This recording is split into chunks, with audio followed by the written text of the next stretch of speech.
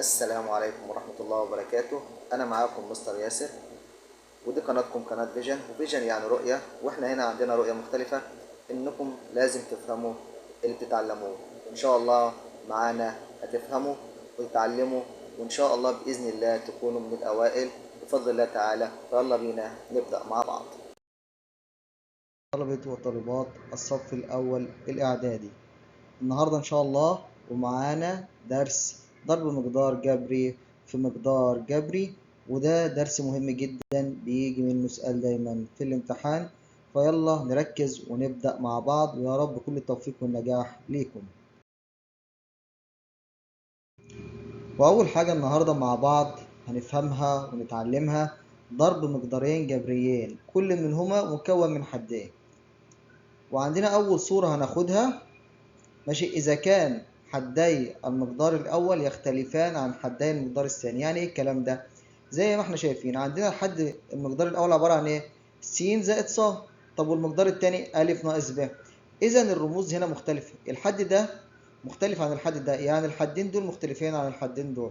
إيه اللي هيحصل؟ يلا تعالوا بينا ونفهم ونشوف مع بعض. هي نفس الفكرة بتاعة ضرب حد في مقدار. أول حاجة هناخد أول حد في المقدار ده ونضربه في المقدار ده كله، وبعد كده نرجع نعمل ايه؟ ناخد الحد التاني ونضربه في المقدار ده برضك ايه؟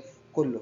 فاكرين ايه اللي زاد عندنا عن ضرب حد في مقدار؟ زاد عندنا ان انا بدل ما كنت بضرب حد واحد في المقدار كله، بقى اصبح عندي بضرب حدين في المقدار كله. يلا بينا نشوف مع بعض. اول حاجه هيبقى س اضربه في المقدار ده كله. خدت السين اهون، ضربته في المقدار ايه ده كله، بقت اصبحت ايه؟ ضرب حد في مقدار. سهل الموضوع طبعا، بالنسبه لنا سهل واخدين الدرس اللي فات. طيب وبعد كده ايه اللي يحصل؟ اخد الصاد دي واضربها بردك في الايه؟ في المقدار. يلا اهو، زائد صاد في الف ناقص ب. جبت الزائد دي منين؟ الزائد دي العلامه اللي هنا دي، ماشي، الزائد هي العلامه بتاعت الصاد، اخدتها. وبعد كده نشوف ايه اللي يحصل في الاشارات. طيب اول حاجه س في الف بالف س، وس في ناقص ب بسالب س ب، اهو، يبقى تساوي س أ ناقص س ب. ضرب حد في مقدار عادي خالص. طب الصاد نفس الكلام، الصاد ايه؟ نفس الكلام، صاد في أ بصاد أ، وصاد في سالب ب، إشارة مين الأقوى؟ إشارة السالب، ماشي، يبقى سالب صاد ب، يبقى زائد صاد أ ناقص صاد ب. لو لاحظنا ايه؟ لما يكون عندي الحدين بتوع المقدار الأول مختلفين عن الحدين بتوع المقدار الثاني، يطلع إيه عندي؟ يطلع عندي المقدار رباعي. يطلع المقدار رباعي زي ما احنا شايفين كده أهو، 1 2 3 4، يعني المقدار ده مكون من 4 حدود. في الحالة الهين في الحالة الأولى إذا كان إيه؟ إذا كان حدي المقدار الأول يختلفان عن حدي المقدار الثاني. خلصنا من أول حالة مفهومة، نخش على اللي بعدها. ثانيا إذا كان حدي المقدار الأول يشابهان حدي المقدار الثاني، يعني حدي المقدار الأول هم نفس الشكل بتاع المقدار الثاني. عندي هنا س زائد 5 اللي هو معامل، وعندي هنا 2 س ناقص 3، 2 س ناقص ايه؟ 3. طيب كلام جميل، يبقى انا عندي هنا س وس وعندي معامل ومعامل. اول حاجه نفس القصه بالظبط، اخد زي ما عملت هنا، اخد السين اضربها في المقدار ده كله، واخد الخمسه واضربها في المقدار ده كله. يلا بينا نشوف اللي هيحصل عندنا. يبقى يساوي، اخدت اول حد اللي هو السين ضربته في المقدار كله، ماشي، وبعد كده اعمل ايه؟ زائد، احط شرط الزائد اهي، ماشي، واقول 5 في المقدار ده كله اهو. اتقلبت من ضرب في مقدار في مقدار، اصبحت حد في مقدار. اصبحت ايه؟ حد في مقدار. يعني افهم ايه من الكلام ده؟ افهم ان الاساس عندي ان انا لو فهمت الحد ضرب الحد في المقدار، يبقى انا فهمت المقدار في المقدار. طب يلا بينا نشوف الناتج هيطلع عندي ايه. س في 2 س، قلنا في حاله لما يكون عندي الرموز متشابهه بعمل ايه؟ اجمع الاسس، صح؟ يبقى 2 س تربيع اهو، وسالب 3 في س بسالب 3 س. وبعد كده هنشوف الاتنين في 5 ب 10 س، ماشي، والخمسة في 3 بسالب 15، عشان اشاره السالب هي الاقوى، ماشي. لاحظنا ايه؟ لاحظنا ان انا عندي طلع هنا، طلع ايه؟ طلع عندي في حدود متشابهة. اعمل فيها ايه؟ اختصرها مع بعضها، تمام كده.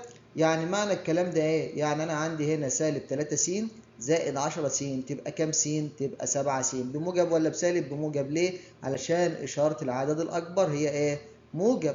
طيب كلام جميل. يبقى يساوي عندي 2 س تربيع زائد 7 س ناقص 15. لاحظنا ايه هنا؟ لما حصل عندي ان حداي المقدار الاول كان بيشابه حداي المقدار الثاني، ايه اللي حصل؟ طلع عندي مقدار مكون من كام حد؟ من 3 حدود مش من 4. فوق كان مكون من 4، تحت كان مكون من ايه؟ من 3. كلام جميل. فهمنا الموضوع. انا عايزك تفهم، انا عايزك تفهم مش عايزك تحفظ. ماشي؟ الرياضه مفيش فيها حفظ، الرياضه فيها فهم. خلاص؟ يبقى انا في حاله لما كان عندي مقدارين، المقدار الاول حدوده بتختلف عن المقدار الثاني، يطلع عندي مقدار رباعي مكون من 4 حدود. لما يطلع عندي لما كان عندي حدي المقدار متشابهين في المقدارين الاثنين، كان بيطلع عندي ايه؟ المقدار مكون من كام؟ الناتج عندي من 3 حدود. ويلا بينا نشوف بقية الصور عندنا.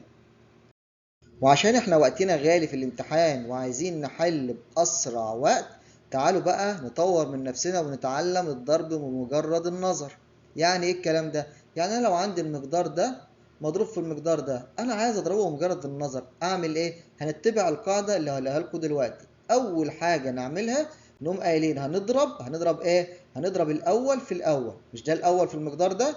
نضربه في الاول في المقدار التاني، وبعد كده اخد التاني اضربه في الايه؟ في التاني، في المقدار التاني اضربه في المقدار التاني. طيب احطهم فين؟ يبقى نكتب القاعده الاول كده اهو. يبقى الاول في الاول، وبعد كده اخد التاني في التاني. اضرب الاول في الاول واحطه فين؟ في الاول. يلا بينا اهو. الاول في الاول 2 س في س دي يبقى بكام؟ ب 2 س تربيع اهو. حطيته في الاول. بعد كده اعمل ايه؟ اضرب التاني في التاني. 5 موجب في سالب 3، اشارة السالب هي الاقوى، تبقى كام؟ تبقى 15. مش سالب ولا بالموجب؟ بالسالب. احطها فين بقى؟ احطها في الاخر. احطها فين؟ في الاخر. يلا بينا. يبقى سالب 15. اخدتوا بالكم؟ لما ضربنا الاول في الاول حطيناه في الاول، ولما ضربنا التاني في التاني حطيناه في الاخر. طب ايه اللي في النص ده؟ ايوه هقول لك دلوقتي هيجي منين. نضرب بعد كده طرفين اهو، وبعد كده نضرب وسطين. الطرفين اللي هما ايه؟ الاول والاخير، مش دي البدايه ودي النهايه، نضربهم في بعض. يبقى انا اقول ضرب الطرفين. ماشي؟ س في سالب 3 بسالب 3 س اهو. احطها على طول بعد المقدار الاول، وبعد كده اضرب ايه؟ اضرب الوسطين. ماشي؟ اضرب الوسطين عندي 5 زائد 5 في موجب 2 س برضك. موجب في موجب بموجب، والاتنين في 5 ب10، يبقى 10 س اهو. يبقى زائد 10 س. طيب مش احنا قلنا ان لما يكون عندي حدود المقدارين متشابهين بيطلع عندي المقدار الناتج مكون من 3 حدود؟ ايوه طبعا. ما انا عندي هنا حدين اهما شبه بعض، سالب 3 س و10 س هختصرهم مع بعض، هيبقى عندي 3 حدود. يلا بينا نكمل بقيه حل المساله. يبقى هننزل 2 س تربيع زي ما هي، وبعد كده سالب 3 وزائد 10 تبقى كام؟ تبقى زائد 7 س ناقص 15. يبقى انا كده تمام ومية مية، وعرفت احل واختصر كمان واطلع الناتج بمجرد النظر. لو انا اتبعت القاعدة دي احل اي مقدارين مضروبين في بعض. طب تعالوا بقى نتمرن مع بعض كده. وبيقول لي اوجد عمليات الضرب الاتية بمجرد النظر. اول حاجة عندنا س زائد 2 في س زائد 3. يلا بينا. اول حاجة نعمل ايه؟ س في س، وبعد كده 2 في 3. الس في س نحطها في الاول، والاتنين في 3 نحطها فين؟ في الاخر. يلا بينا. يبقى س في س بس تربيع، وبعد كده نحط ايه في الاخر؟ 2 في 3 ب6 يبقى زائد 6. وبعد كده اعمل ايه؟ طرفين في وسط، طرفين الاول وبعد كده الوسطين. الطرفين اللي هو ده وبعد كده ده اهو. يبقى 3 س الاتنين موجب اهو. وبعد كده اضرب الوسطين 2 في س تبقى زائد 2 س. اختصر الحدود المتشابهة اللي هي دي. ماشي، عندي هنا 3 س وعندي هنا 2 س يبقوا 5 س. يبقى يساوي كام؟ يساوي س تربيع زائد 5 س زائد 6. خلاص، نروح بعد كده للسؤال اللي بعد منه اهو. عندنا هنا س ناقص 2 مضروبة في 2 س. اضرب الاول في الاول والتاني في التاني وبعد كده اضرب الطرفين وبعد كده اضرب الوسطين. ماشي، س في 2 س ب 2 س تربيع اهو.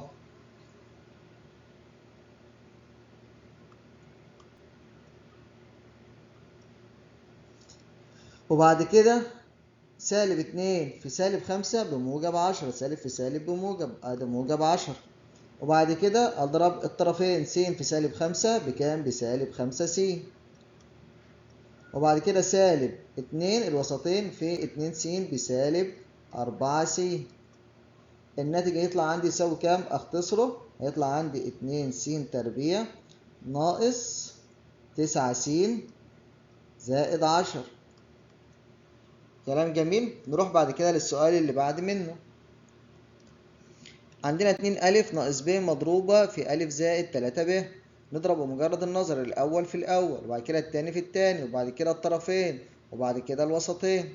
ماشي، يلا بينا. يبقى عندي هنا 2 أ في أ ب 2 أ تربيع أهو. وبعد كده أضرب سالب ب في زائد 3 ب أحطها في الآخر تبقى سالب إيه؟ سالب 3 ب تربيع. بعد كده الطرفين 2 أ في 3 ب. 2 أ بموجب و3 ب موجب تبقى الإشارة عندي موجب. الاتنين في 3 ب6 أ ب. وبعد كده سالب ب الوسطين في أ يبقى سالب أ ب. أنا عندي هنا اتعودت لما يطلع عندي الحدود تكون متشابهة بعمل إيه؟ بيطلع عندي مقدار مكون من 3 حدود. أختصر إيه؟ عندي 2 ب وعندي سالب أ ب. ماشي، 2 أ ب ناقص أ ب تبقى بأ ب. يبقى الناتج عندي هيطلع كام؟ 2 أ ب زائد أ ب ناقص 3 ب تربيع. بعد كده نروح للسؤال الأخير. عندنا 5 أ زائد 2 ب مضروب في أ ناقص 3 ب. ماشي، نضرب ايه؟ اول حاجه الاول في الاول وبعد كده التاني في التاني وبعد كده الطرفين اضربهم في بعض وبعد كده الايه؟ الوسطين. طيب 5 أ في أ بكام؟ ب5 أ تربيع. يبقى 5 أ تربيع. وبعد كده عندي ايه؟ التاني في التاني 2 ب في سالب 3 ب بكام؟ بسالب 6 ب. 6 ب ايه؟ تربيع اهو. ضربت الأول 5 أ في أ ب5 أ تربيع والتاني في التاني وحطيته في الآخر 2 ب في سالب 3 ب تطلع سالب 6 ب تربيع. طيب بعد كده أعمل إيه؟ أضرب الطرفين الأول في الأخير وبعد كده أضرب إيه؟ الوسطين. يلا بينا. 5 أ في سالب 3 ب تبقى سالب 15 أ ب. وبعد كده عندي إيه؟ 2 ب في أ تبقى زائد 2 أ ب. عندي 5 أ تربيع تنزل زي ما هي. سالب 15 و2 أ ب. سالب 15 أ ب و2 أ ب تبقى كام؟ سالب 13 أ ب ناقص 6 ب تربيع. اتعلمنا ازاي نحل بمجرد النظر اي مقدارين مضروبين في بعض. طيب تمام، يلا بينا بقى نروح نحل تمارين على الكلام ده. هناخد بعض التدريبات على اللي احنا خدناه دلوقتي. بيقول لك اكمل الحد الناقص فيما ياتي. عندي المقدار ده اللي هو س زائد 4 مضروب في المقدار ده س ناقص 1. طبعا انا هضرب بمجرد النظر عشان احافظ على وقتي في الامتحان. خلاص، ومديني هنا 3 حدود. انا عارف ان انا الناتج اللي هيطلع عندي هيطلع مكون من 3 حدود، بس قبل ما يطلع من 3 حدود هيحصل عمليه اختصار، عشان كده لازم أنا احل بره. اقول الاول في الاول س في س بكام؟ بس تربيع اهو. وبعد كده التاني في التاني اهو، يبقى 4 في سالب 1 بكام؟ ها، بسالب 4. إشارة السالب هي الأقوى. ادام اختلفت الإشارات يبقى إشارة السالب هي الأقوى. وبعد كده آخد الإيه؟ آخد الأول في الأخير الطرفين، س في سالب 1 بسالب س أهو. وبعد كده آخد الوسط إيه؟ 4 في س بزائد 4 س. أنا عندي دي سالب س وعندي دي زائد 4 س، صح كده؟ يبقى عندي إيه؟ زائد 3 س. يبقى عندي س تربيع زائد 3 س زائد ناقص 4 اهو. يبقى هنا دول مع دول اتبقى عندي زائد 3 س اهو. واسيب الحل بتاعي ده في كراسة الإجابة علشان يعرف إن أنا إيه؟ إن أنا فاهم. طيب كلام جميل. نروح بعد كده للسؤال التاني. أ ناقص 2 ب مضروبة في 5 والحد التاني في المقدار التاني مجهول. ادام مجهول يبقى لازم يكون مديني الناتج اللي ايه؟ الناتج بتاعه. مش احنا كنا بنضرب الحد التاني في الحد التاني؟ ماشي، الحد ده في الحد التاني كان بيحصل ايه؟ الناتج بنحطه في الاخر. ايوه. طب انا عايز اجيب اللي هنا، اعمل ايه؟ اعمل عمليه عكسيه، بدل ما كنت بضربه بقسمه. اخد الناتج ده اهو اقسمه على الحد ده، اطلع المجهول اللي عندي هنا. يبقى سالب 6 ب تربيع على سالب 2 ب. ماشي، اقسم المعامل على المعامل، سالب 6 على سالب 2 تطلع ايه؟ تطلع موجب 3. وعندي ب تربيع على ب، كنا في الحالة اللي لسه بنعمل ايه؟ بنطرح الأسس. يبقى 2 ناقص 1 بكام؟ اهي بايه؟ ب تطلع ب 3 ب. طيب كلام جميل. بعد كده بقى تعالوا بقى نضرب ضرب عادي خالص. انا عندي أ في 5 أ ب 5 أ تربيع.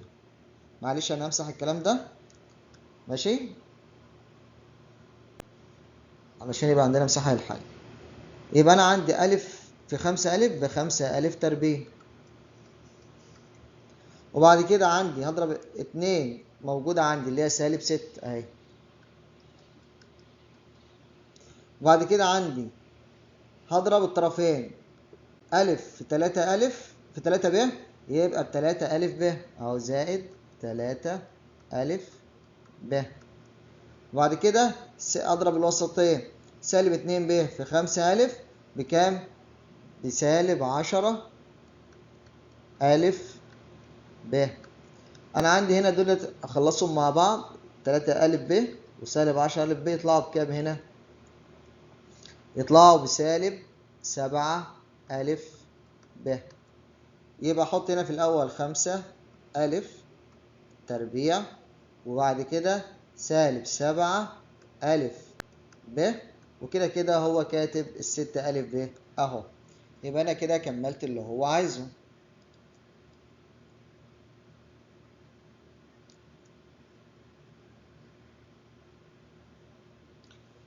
طيب نروح للسؤال الثالث. عندنا المقدار ده مضروب في المقدار ده، وعندنا ده مجهول. اجيبه منين المجهول ده؟ ما هو مدينا، مش كنا قلنا الاول في الاول بنحط هنا؟ نفس الفكره اللي فوق دي. ممكن انا اكتب لكم السؤال ده تحلوه، السؤال رقم 3 تحلوه انتم، ماشي، ولا اقول لكم هنحل احنا السؤال رقم 3 وانتم بقى ايه تكملوا ان شاء الله 3 اسئله اللي في الاخر، عشان احنا نكسب وقت وناخد الصور المختلفه للايه؟ لبقيه ضرب مقدار ايه؟ مقدار في مقدار. ماشي. طيب نحل ده.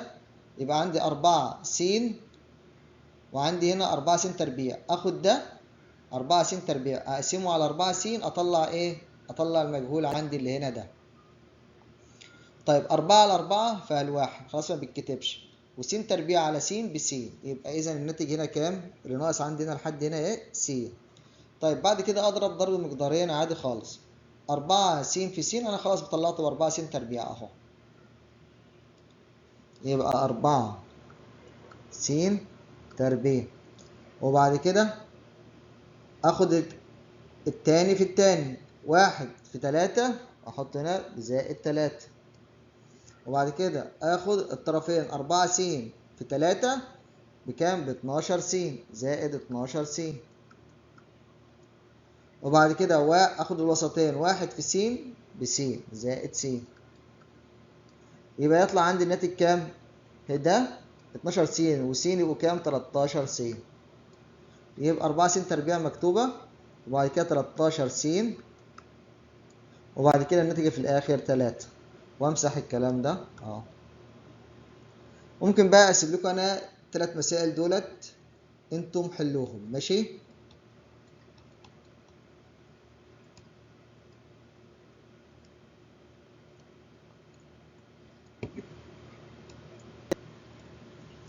ويلا بينا نكمل ده. اتمنى ليكم يا رب دايما كل التوفيق والنجاح، وانكم تبقوا متفوقين ومن الاوائل. وتنسوش دلوقتي انكم تشتركوا بالقناة وتعملوا لايك للفيديو وتفعلوا زر الجرس عشان يوصل لكم كل جديد. ويلا بينا نكمل درسنا. دلوقتي بقى تعالوا نتعلم مع بعض حاجة ظريفة جدا. لما يجيب لي مربع مقدار ذو حدين زي ما احنا شايفين كده، عندنا هذا مقدار مكون من حدين وبيديني التربيع بتاعه. في الحالة دي بنعمل ايه؟ وبرضك في نفس الكلام اذا كانت الاشارة موجب بين الحدين والاشارة سالب بين الحدين، ايه اللي هيختلف؟ يلا بينا نشوف مع بعض وهنستنتج ايه من الكلام ده. اول حاجة عندنا س زائد ص، الكل تربيع عبارة عن س زائد ص في س زائد ص، صح ولا لأ؟ طبعا صح. طبعا انا اتعلمت بمجرد النظر هضرب، يبقى س في س بس تربيع، بعد كده ص في ص بص تربيع، صح اهو. س تربيع هتساوي س تربيع، وبعد كده ص تربيع زائد عشان الاشاره موجب، وبعد كده هضرب اللي هو الطرفين وبعد كده اضرب الوسطين. س في ص زائد س ص، وس في ص برضك زائد س ص. ده مجموعهم ايه اهو؟ 2 س ص، صح؟ يبقى الناتج هيبقى عباره عن ايه؟ نمسح ده كله بقى ونكتب الناتج بتاعنا. خلاص، لازم يطلع مقدار مكون من 3 حدود زي ما احنا اتفقنا ادام متشابهين اهو. ونقول يساوي س تربيع زائد 2 س ص زائد ص تربيع. طيب تعالوا بقى نروح للمقدار الثاني اللي شرطه بين الحدين سالب. نفس الكلام بالظبط، عباره عن ايه اهو؟ س ناقص ص في س ناقص ص، صح؟ الناتج بقى بدل ما هنعمل الكلام ده كله هنكتب الناتج على طول. هيبقى الناتج عباره عن س تربيع ناقص 2 س ص زائد ص تربيع. اللي اختلفت ايه؟ اختلفت اشاره اللي في النص، الحد اللي في النص، صح؟ هنا كانت منه موجب وموجب، تمام كده؟ اصبح كله موجب، اشاره الحد اللي في النص موجب، وهنا الاشاره ايه؟ الاشاره سالب عشان هنا سالب وسالب. طيب كلام جميل. لاحظنا ايه؟ ان الحد الاول دايما بيبقى موجب والحد الاخير دايما بيبقى ايه؟ موجب. اشاره الحد اللي في النص بتتغير حسب الايه؟ حسب الاشاره اللي في النص. يعني الاشاره اللي في النص موجب يطلع الحد اللي في النص ده موجب، طب الاشاره سالب يطلع ايه؟ يطلع سالب. ودايما الحد الاول والحد الاخير ايه؟ موجب. ماشي، يلا بينا نتعلم ونكتب النظريه بتاعتنا دي. يبقى اذا دايما الحد الاول والاخير هتلاقيهم دايما ايه؟ في موجب. في حاله ايه؟ لما يكون عندي مربع مقدار. خلاص، حطها حلقه في ودني. طيب استفدنا ايه بقى؟ النظريه بتاعتنا دي اللي هي بتقول لما يطلع عندي مربع مقدار ذو حدين نطبق النظريه دي على طول. يبقى مربع مقدار ذو حدين يساوي مربع الاول زائد او ناقص حسب اشاره اللي في النص، ماشي؟ الاول في الثاني في 2 اهو، شفت؟ الاول اهو، الاول في الثاني في 2، يبقى س في ص في 2 اهو طلع. هنا نفس الكلام اهو، الاول في الثاني في 2 بس الاشاره هنا سالب او موجب حسب ما قلنا ايه؟ الاشاره اللي في النص. ودايما ايه؟ ومربع الثاني ومربع الحد الثاني. يبقى اما يجي لي مربع مقدار ذو حدين يبقى يساوي ايه؟ مربع الاول، تمام؟ وبعد كده زائد او ناقص حسب اشاره اللي في النص، حسب اشاره الحد، حسب اشاره حد المقدار، حسب اشاره الايه؟ الوسطيه بتاعه المقدار، تمام كده؟ وبعد كده يبقى ايه زائد مربع التاني. متفقين؟ طب يلا بينا نطبق الكلام ده ونفهم اكتر. بيقول لي اوجد مفكوك كل مما ياتي. عايز مفكوك ايه؟ عايز مفكوك مربع المقدار ده. طيب كلام جميل، نطبق النظريه بتاعتنا اللي فوق دي. يبقى يساوي ايه؟ مربع الاول كام؟ يلا يبقى كده هنقول 3 س الكل تربيع. 3 تربيع بكام؟ 3 في 3 ب9، وس تربيع س في س بس تربيع. وبعد كده ايه اللي بعد منه؟ الاول في الثاني في 2، يبقى 3 في 5 ب15. 3 س في 5 ب15 س في 2 يبقى ب30 س. وبعد كده مربع الايه الاخير. طب ما تيجي نكتب الكلام ده. يبقى 3 س تربيع زائد 2 في 3 س زائد في 5 زائد 5 تربيع. اهو طبقنا النظريه بتاعتنا. يبقى 3 س تربيع زائد 2 الاول في الثاني، عدد الاول في الثاني، وبعد كده مربع الثاني اهو. نختصر الكلام ده كله مع بعضه، هيساوي 9 س تربيع زائد 30 س زائد 25. سهل الموضوع؟ اعتقد الموضوع سهل بتاع المربع ده جدا، سهل جدا. بعد كده ناخد ويقول لك اوجد مفكوك نفس الكلام ده، المقدار ده بس الاشاره سالب، هو هيطلع بس ايه الاشاره دي هي اللي هتختلف. يلا بينا نطبق اهو. يبقى يساوي 3 س تربيع ناقص 2 في الاول في الثاني 3 س في 5 زائد 5 تربيع اللي هو مربع الثاني يساوي كام؟ 9 س تربيع ناقص 30 س زائد 25. نفس النتيجة بالظبط، بس اللي اختلفت ايه؟ الإشارة اللي في النص. ليه؟ عشان الإشارة الوسطية بتاعت المقدار اختلفت هنا عن هنا حسب إشارتها. خلاص فهمنا الموضوع ده وفهمنا يعني ايه مربع المقدار. طب يلا بينا نكمل درسنا. بعض التدريبات على مربع مقدار ذو حدين. عندنا بيقول لك أكمل الحد الناقص فيما يأتي. السؤال الأول بيقول لي عندي س زائد 4 الكل تربيع، ومديني هنا 3 مجاهيل. طيب تمام، أنا اتعلمت إيه؟ مربع الأول في التاني في 2، وبعد كده مربع التاني. يلا بينا نترجم الكلام ده. مربع الأول س في س بس تربيع، الأول في التاني في 2 4 في س 4 في س في 2، الاتنين في 4 ب8 يبقى 8 س. مربع الأخير 4 أس 2 تبقى عبارة عن 4 في 4 تساوي كام؟ 16.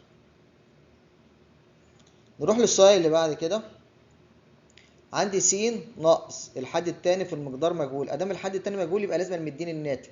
مديني الإيه؟ الناتج. طيب أنا عارف إن أنا الناتج ده عبارة عن إيه؟ مربع الحد اللي هنا. طيب ده مربع، أنا عايز أجيب بقى الحد اللي هنا، يبقى آخد جذر إيه؟ عكس التربيع اللي هو الجذر التربيع. يبقى جذر 36 يساوي كام؟ يساوي 6. إذا الحد اللي هنا كام؟ يبقى 6. ماشي، جبته منين؟ جبته من الحد الأخير، الناتج اللي موجود عندي هنا، خدت الجذر بتاعه. طيب بعد كده هفك عادي مقدار ذو حدين وتربيعه. طيب الحد الأول مربع الحد الأول س تربيع، بعد كده الأول في الثاني في 2 سالب 6 في س بسالب 6 س في 2 يبقى سالب 12 س. نروح للي بعد كده. عندي ده 2 م زائد 7 ن الكل تربيع. مربع الأول كام؟ 2 م، مربعهم الاتنين مربعها 4 والميم بقى م تربيع يبقى 4 م تربيع. بعد كده الأول في التاني في 2، الاتنين في 7 ب 14 14 م ن في 2 يبقى ال 14 في 2 ب 28 يبقى 28 م ن. بعد كده مربع الأخير أهو، مربع 7 ن، مربع 7 49 والنون نون تربيع يبقى 49 نون تربيع. نروح بعد كده للسؤال الرابع. الحد الأول فيه مجهول يبقى أكيد مديني الناتج بتاعه. هنا الناتج بتاع ده إيه؟ اللي هو تربيع، الحد الأول تربيع، يبقى أنا أجيب عكسه إيه؟ الجذر التربيع ل 9 س تربيع أهو. الجذر التربيعي ل9 س تربيع يساوي كام؟ يساوي 3 س. احط هنا كام؟ 3 س اهو. بعد كده اجيب المجاهيل اللي عندي. عايز اجيب اللي هنا الاول في الثاني في 2. 3 س في سالب 2 ص يبقى سالب 6 س ص في 2 يبقى سالب 6 في 2 بكام؟ بسالب 12. يبقى سالب 12 س ص. والاخير مربع الحد الثاني. مربع ال 2 ص كام؟ 4 ص تربيع. كلام جميل. نروح بقى نتعلم حاجة جديدة اسهل من الحاجة اللي فاتت ومهمة جدا برضه. ضرب مجموع حدين في الفرق ما بينهم. يعني ايه الكلام ده؟ يعني اهو عندي مجموع حدين، المقدار ده مجموع والفرق ما بينهم اهو س ناقص ص. هنا مجموعهم وهنا الفرق ما بينهم. الناتج يطلع ايه؟ نضربه ضرب عادي خالص ونشوف الناتج. هيطلع الناتج عندي اولا س في س بس تربيع. يبقى س في س بس تربيع. وبعد كده س في ص في سالب ص بسالب س ص اهو. بعد كده اخد الحد التاني ده اضربه هنا ص في س بزائد س ص. وبعد كده ص في سالب ص بسالب ص تربيع لان شرط السالب هي الاقوى. يبقى الناتج عندي يطلع ايه؟ ده هيطير مع ده ماشي عشان ده سالب وده موجب اهو. يبقى عندي س تربيع ناقص ص تربيع. يبقى اذا يساوي س تربيع ناقص ص تربيع. اتعلمنا ايه من هنا؟ يبقى في قاعدة عندنا ونتيجة برضك هنستنتجها ان ضرب مجموع حدين في الفرق ما بينهم يكون الناتج بتاعه مربع الاول ناقص مربع الثاني. يبقى مجموع حدين في الفرق ما بينهم زي ما احنا شايفين اهو خلاص يساوي ايه؟ مربع الحد الاول اللي هو ده ناقص، لازم تبقى الاشاره دايما ناقص في مربع الحد الثاني. في مربع الحد الثاني. وتعالوا بينا ناخد امثله على الكلام ده. يلا عندي س زائد 3 في س ناقص 3. مربع الحد الاول كام؟ س تربيع. مربع الحد الثاني كام؟ 3 في 3 ب9 اهو. او معنى اصح باخد ده الاول في الاول والثاني في الثاني بالاشاره السالب اهو س تربيع. تعالوا هنا نفس الكلام ماشي. 2 لام و2 لام. 2 لام في 2 لام ب4 لام تربيع. وسالب 5 في 5 بسالب 25 اهو.